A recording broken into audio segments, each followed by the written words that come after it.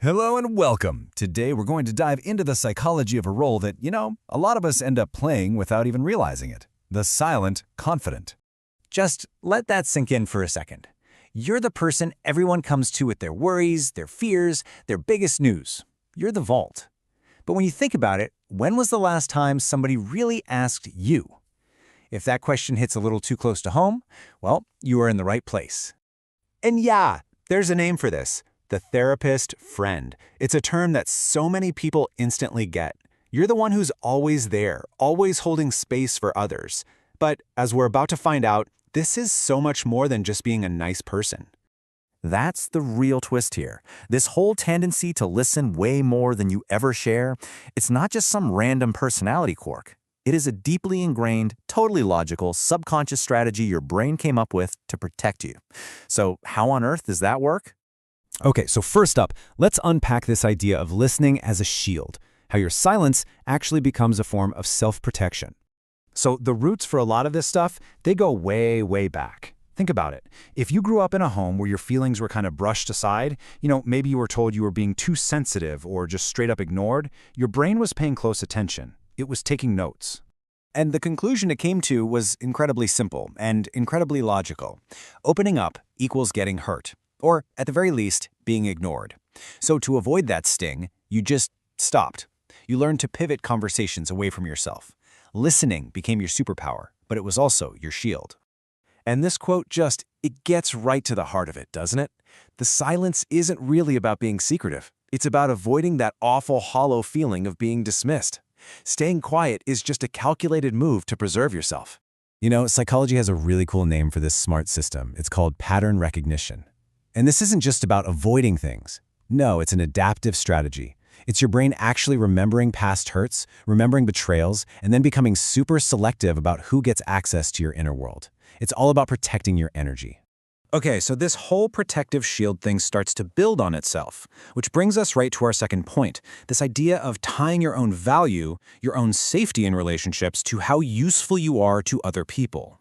Let's trace the logic here, because it makes a ton of sense when you see it laid out.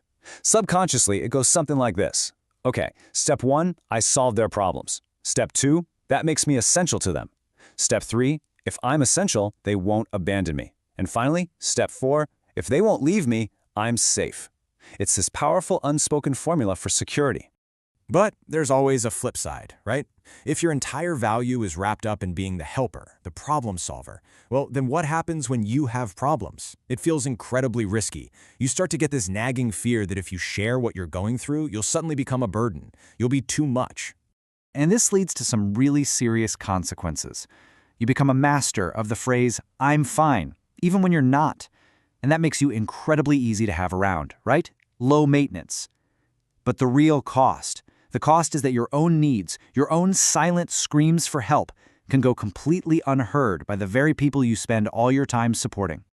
All right, this brings us to our third and final piece of the puzzle. It's all about empathy, and specifically, what happens when it goes into overdrive. So there's this fascinating concept called emotional contagion, and for the therapist friend, this is huge. It means you don't just listen to someone's stress or sadness and sympathize with it, you actually absorb it. It's like their anxiety literally becomes your anxiety. Their pain becomes your pain. So what happens when you're already processing this constant flood of emotions from everyone else in your life? Well, your mental bandwidth just gets totally maxed out. There's literally no room left for your own stuff. You end up staying quiet about your own issues because the thought of adding even one more drop to that overflowing bucket feels impossible. So, now that we've looked at all these layers, the shield, the usefulness, the empathy, how are we supposed to look at all this? Well, this is the part where we get to reframe the entire conversation. This right here, this is the absolute key. Being the therapist friend is not a character flaw. It's not a sign that you're weak. It is a brilliant, intelligent, adaptive survival strategy that your brain literally engineered to navigate your world and to keep you safe. When you really boil it down, this whole pattern is a perfectly logical response to a world that maybe hasn't always felt that safe. It's a way to build connections, but on your own terms, and those terms prioritize your emotional safety above absolutely everything else. So I'll leave you with this question. When you stop seeing this pattern as a flaw and you start seeing it as this incredibly sophisticated piece of your own mental architecture, what shifts for you? Once you finally understand the why behind what you do, it kind of changes everything, doesn't it?